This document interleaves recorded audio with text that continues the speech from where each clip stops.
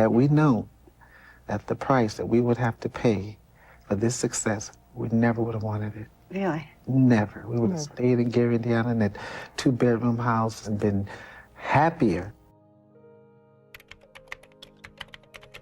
He was very close to my mother, and she was like a comfort to him, I think.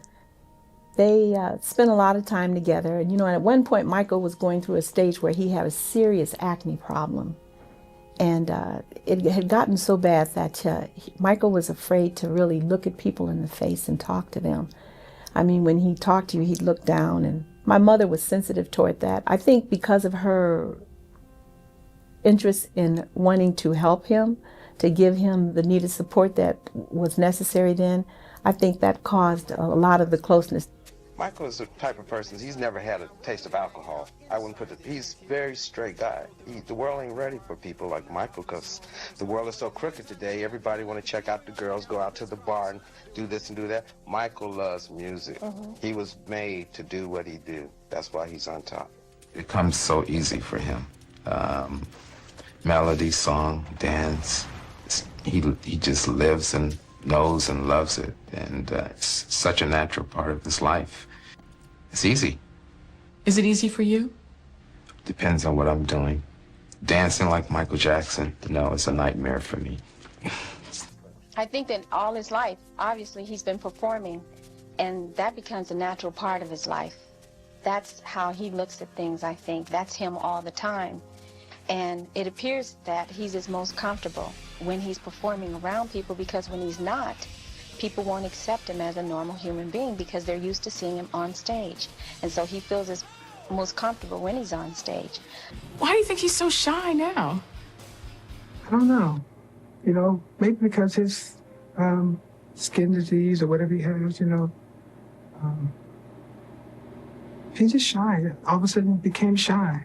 I mean, it's so crazy. We're reading all these reports about Michael bleaching his skin or taking hormone treatments to try to change the color of his complexion and all this kind of stuff. What do I have to say about it? What do you have to say about that? Well, first of all, let me say I love the press. The reason why I love the press is because they are definitely talking about my brother.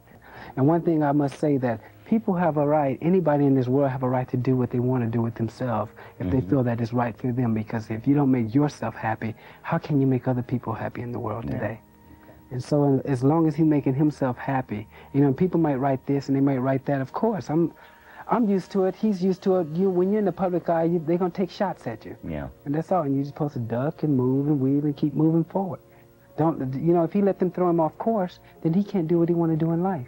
Because he was in the entertainment profession, and as many entertainers do, he wanted to look his best. He definitely enhanced his features or his looks. And that's why I think he thought in the direction that he did. Oh, you can say that about just about every entertainer that's out there, or not every entertainer, but a great majority of them. They look fine, but they always think they can look better if they go and extend it another notch by having that done. So I guess it's what makes the person feel good themselves. Why do you think Michael has changed his appearance so much? As far as what? Cosmetically? Plastic surgery. Cosmetically? Well, it is true what he was saying about his skin problem. And I was so happy when he said that, because I always knew he had this problem. And I always said, Michael, why don't you let it be known that you have this skin disorder? Because they kept saying that he wanted to be white. I know. I know it's private, but I also knew that it affected him, that people were saying that about him. It's private because Michael would have said, I have a skin problem. He would say, oh, he's dying of cancer. Exactly. Oh, he has this, he has that. Does he sleep in a sleeping chamber for real? No, he doesn't. You know what? Well, majority of those things are publicity things, and they know how those things, people know how those things work. I mean, they did a bunch of those different things with Marilyn Monroe when she was coming up. And those are just things to get the media going, and the thing about it, they fall for it. Oh, I know. Was Mike a ladies' man? Oh, are you kidding me? I used to tell people when they used to say things, he's gay or whatever, I say, no, he ain't. Leave your wife or your girl with him for the day and you'll find out. Oh, wow. Oh, shit. Oh, wow.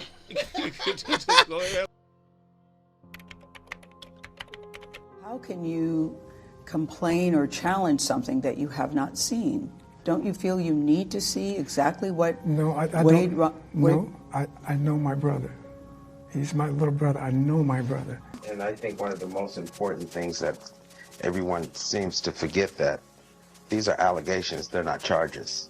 I think it's been a situation where the media have used these allegations to build viewers to watch their program. Michael Jackson is a big name, and when you say Michael, you want to see what's up. And I feel that that's one of the problems we have. It's geared towards media more so than anything.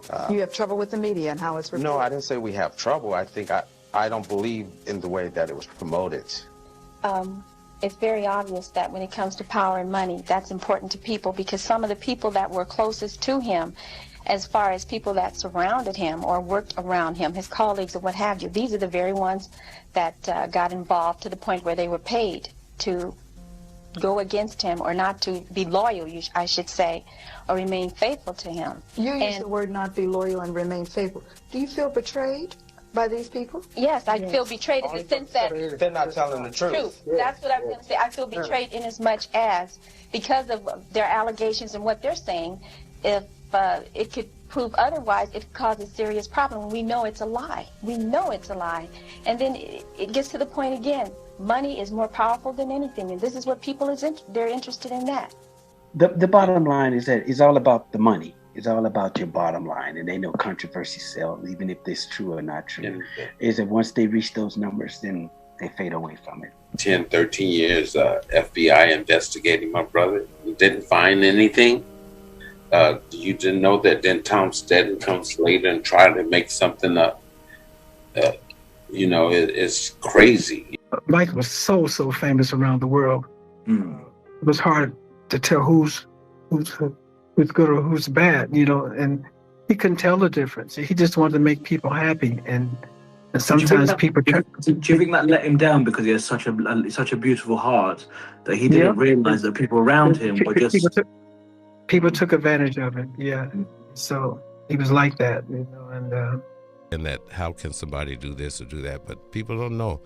My brother has paid for cancer victims, college, giving kids college funds, and helps family in need. He was just one of those people that give his life up, man. He'll give you every penny in his account if he felt sorry enough for you. Yeah. And that's who Michael Jackson was. It's hard to tell, the people that hung around him, because they seem to be nice people. They really, all of a sudden, when they go away, all of a sudden, you hear these stories, and it's not true. It never happened. And I felt so sorry for him, that people would act like that. I can't believe people are like that in the world. He treated these people so kind. He would take care of their rent, their homes. Michael would buy them homes, some of them. He would take care of them. Yeah, a lot of them. So he was vulnerable. The kind of person he was vulnerable. He would do major stadium tours, give all his money away. All the money he made from the tour, he'd do it all and give it away to people. That's what he did. All of us growing up, you may know about, we always had a baby on our arm, in our arms or on our laps, and we always gravitate to kids. Jackie, everybody, they love to kiss them on the cheek and just smell their cheeks. It's just an innocent thing. And that's as far as it would ever go. Totally wrong. I think the world has him wrong. He was a very loving person. I think he's kind of the persons that felt that when he was growing up, he wouldn't want a kid to get spanked the way he was, right, or whatever. Or he's very giving. If a kid needs help in the hospital or school or needs to go to college, he's there, man. When I was a kid, I used to play with my uncle, Janet and Randy and Michael, and we would play Pirates of the Caribbean, and we would all be together in the room playing around and having fun. It was just a thing that he does with kids. And see, people don't tend to understand that. And obviously, because of his character and how he is when he's in his image of performing, this is how children perceive him. And so as a result, they don't look at that. All they look at is the fact that they're saying that he is sexually molesting little kids. Because Michael is probably one of the most different type of people. Growing up, his life is basically who he is. He was a kid all his life, and he never got things to do that most kids do, play outside and You thought that hurt his development? Well, it makes him want to do things longer, I think. He still was enjoying Mickey Mouse and Disneyland movies and things like that. So that's basically where he was as a person. I don't want to ever see a kid to come up the way I did because I missed out. You know, I wish I had this. I wish I was able to play with kids and all these other things, which he didn't have the opportunity. And so when we used to have family day, we'll come over with our kids or whatever, and the brothers be in the corner, you know, talking about our future, talking about, you know, when we're going to get back in the studio or go on the road or what have you. And we get mad at Michael because he too busy swimming and having fun with our little children and stuff. But he was just having fun. I guess he was experiencing what he had missed out on it. And he had done this his whole entire life up to where he was. That's why he's so into like Mickey Mouse and all these things. Very hard because I guess people watch everything you do and you say, and you have to always be on guard. Yeah. In the sense of saying you can't really let your hair down. You can, but you got to be careful. Yeah, you got to because pay the people price take that. things the wrong way. And they try to sensationalize on anything that they can to make him appear as if he's in the wrong. And it's very sickening because it's all a money-making scheme. Talking about one of us, you're talking about all of us. And when my brother was going through all the stuff that he was going through, we felt the pain, what he was going, because talking about Michael is talking about me, Jackie, Tito, Latoya, Randy, all of us, because we're family. And my father brought us out to California as a family. Cognizant of is that when you talk about this family and you talk about us, it's not just these four guys up here or my brothers, it's our kids, it's the grandkids, when they have to go to school and deal with this stuff as well. And they don't think about the consequences that the young ones have to go through. That's right. To give you an example, my daughter was in her geometry class, and her teacher started talking very negatively about Michael, very negatively. And she didn't say anything for a while. She just listened. And basically, his information was supposed to be so positive because he happened to know one of the cooks that worked with Michael. Anyway, she couldn't take it any longer, and she started shaking. And she started talking and refuting everything he said.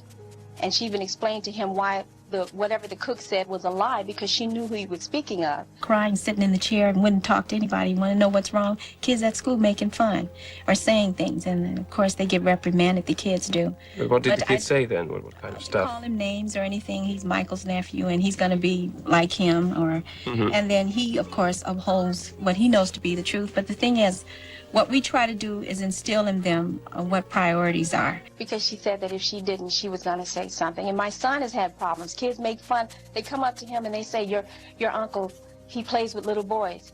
He's on drugs. And my son says, no, those are painkillers. And so, as a result, it affects all of us in different ways. To make beautiful music in America and around the world. And it seemed like in our own country where we live at, the United States, you're not accepted, yeah.